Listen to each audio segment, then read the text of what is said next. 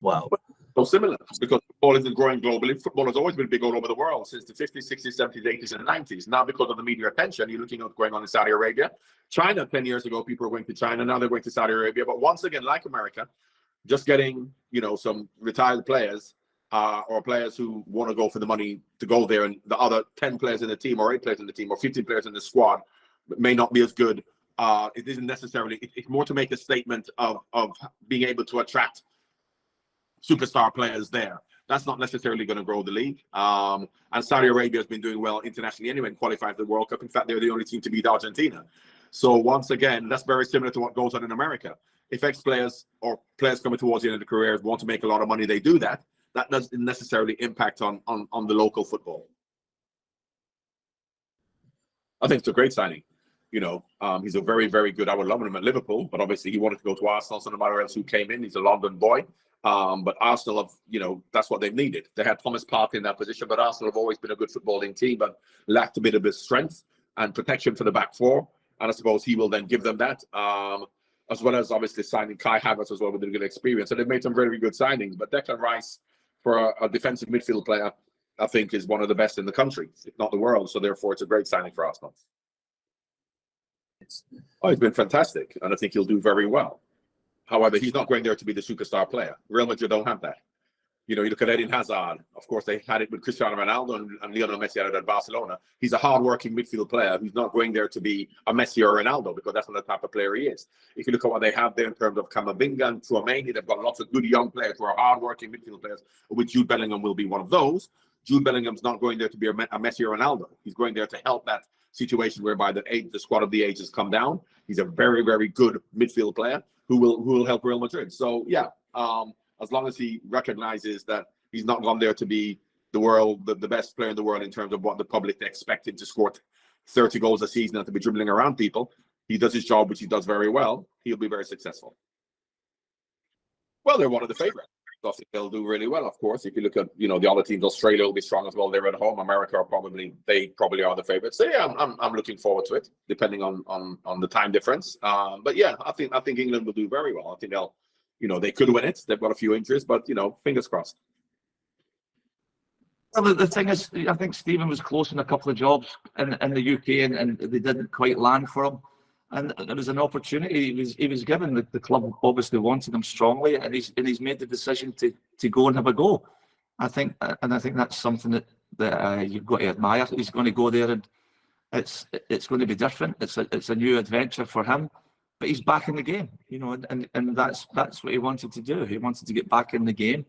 There wasn't the avenues here in the UK or across Europe or his choice of some of the options that he did have. They weren't quite right, and he's made a decision, and he's gone for it.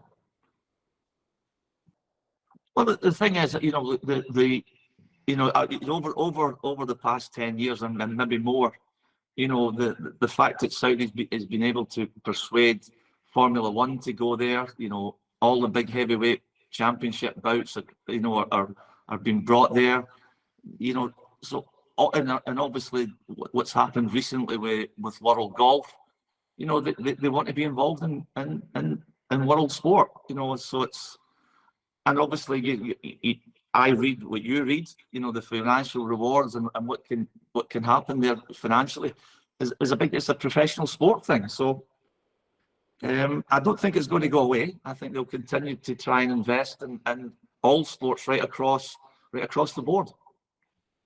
I think bearing in mind that the Champions League and UEFA competitions and FIFA competitions, there's a long way to go for other countries to try and take away the power of some of the great clubs that have existed for a long time. The game is new in Saudi, so it'll take a long time before they can actually match what happens across Europe and in South America and even in the MLS.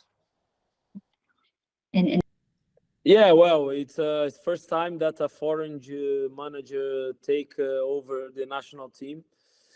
So exciting because he's a winner. He won everything where he went. He was successful. So We just hope that he can bring his experience, his qualities to the national team, because we want so much to win a World Cup again. And now, as a fan, of course, I will be hoping that Ancelotti do a fantastic job, because at the end of the day, we want Brazil winning. And if he can bring experience and quality and his knowledge about football for Brazil, not only the national team but of course for the country, I think it will be fantastic.